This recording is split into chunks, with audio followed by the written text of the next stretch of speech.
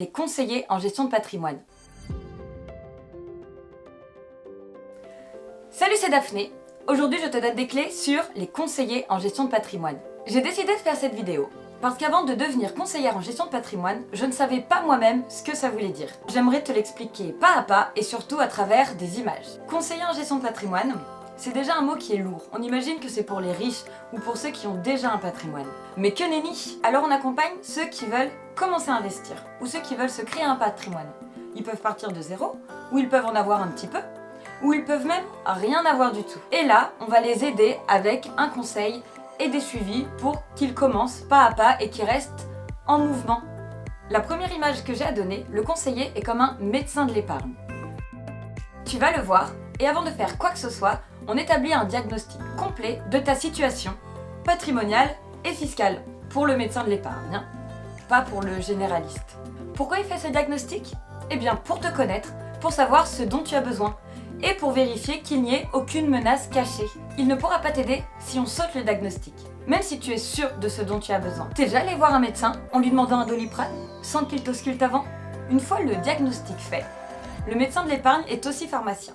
Il pourra te prescrire soit des conseils pour une épargne plus saine, soit directement un produit sorti de sa pharmacie, si c'est la solution qui te correspond. Le conseiller est aussi un coach financier. C'est l'appellation que j'utilise le plus, elle fait plus légère et plus dans le temps. Tu t'accordes un moment pour parler de tes finances avec lui, alors que tu ne l'aurais pas forcément fait tout seul. Tu prends le temps pour toi et vous définissez ensemble tes projets et tes objectifs. Et ensuite découlera le chemin pas à pas pour y arriver. Attention, payer moins d'impôts ou je veux 100 000 euros, ce ne sont pas des objectifs, ce sont plutôt des étapes. C'est ce qu'on appelle des objectifs tremplins. Je te ferai une vidéo sur les différents objectifs et leurs liens dans le temps. Alors abonne-toi si tu veux pas la louper.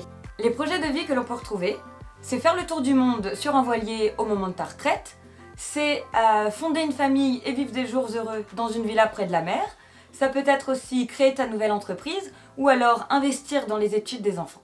Il y a un adage que je trouve très juste et que j'aimerais te partager, c'est « Adapte ta finance à tes projets et non l'inverse ». Est-ce que toi aussi, tu as un projet défini ou encore un petit peu flou? Ou une idée très précise de ce que tu veux être ou veux faire plus tard? Tu peux me l'écrire dans les commentaires, je serai ravie d'échanger avec toi sur le sujet. Une autre image que j'aime beaucoup, je vois le conseiller comme un chef d'orchestre. Dans le monde de la finance et de l'investissement, il y a plein de rôles. On voit déjà les agents immobiliers, les promoteurs, mais il y a aussi les banques, les assurances, des courtiers, des comptables et même des notaires.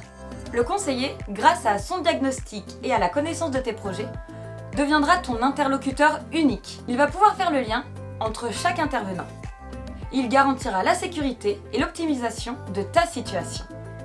Si tu as déjà ta banque avec qui tu t'entends très bien, eh bien il parlera directement à ton banquier pour lui poser les bonnes questions, parce qu'ils parleront la même langue. Et si tu veux t'ouvrir à d'autres banques pour pouvoir comparer, le conseiller s'entoure également de partenaires de confiance avec qui il travaille sur du long terme. Tu ne seras pas obligé d'aller raconter ta vie et tes projets à des centaines de personnes. Juste à lui. Et ensuite, lui, il fera le lien avec tous les autres. L'image du chef d'orchestre est comme la dernière image, celle du guide. Imagine que tu souhaites t'aventurer dans la forêt amazonienne. Tu auras besoin de quelqu'un pour t'aiguiller, te conseiller, te montrer tous les dangers et t'indiquer le moyen le plus rapide pour aller là où tu souhaites. Alors quand je parle de forêt amazonienne, je fais bien sûr référence à la jungle financière et fiscale dans laquelle tu te trouves quand tu décides d'investir. Tu te retrouves noyé sous une montagne d'informations.